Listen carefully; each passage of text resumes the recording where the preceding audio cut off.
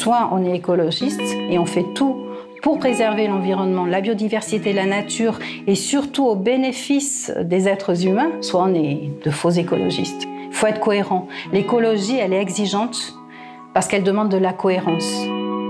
Je m'appelle Maryse Combre, je suis enseignante et je suis écologiste tête de liste du Lot-et-Garonne pour les régionales Nouvelle-Aquitaine avec Nicolas Thierry.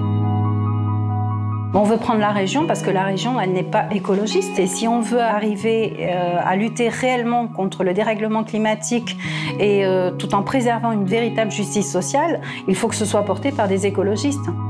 Pour l'instant, on a beaucoup d'actions disséminées, mais on n'a pas un projet global, réel, qui peut nous amener vers une véritable transition écologique dont on a besoin avant 2050.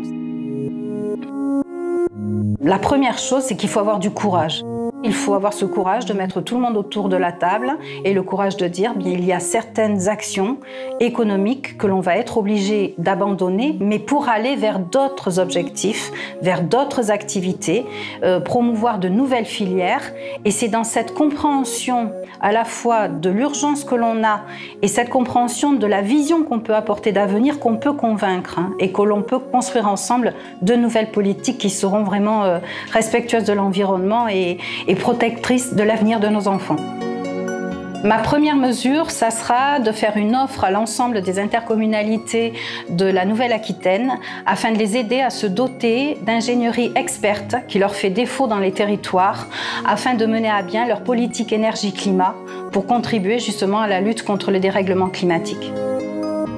Mes parents étaient pépiniéristes et paysagistes. Nous avons grandi au milieu des végétaux. Mon père nous incitait justement à la toucher, cette terre, à la prendre entre ses mains, dans ses doigts, en nous disant « mais la terre, elle est belle ». Ce qu'il m'a dit à cette époque-là, quand j'étais enfant, ça fait écho maintenant en moi. La terre est belle, justement, dans sa globalité. Notre planète est belle et il faut la préserver parce que nous n'en avons qu'une.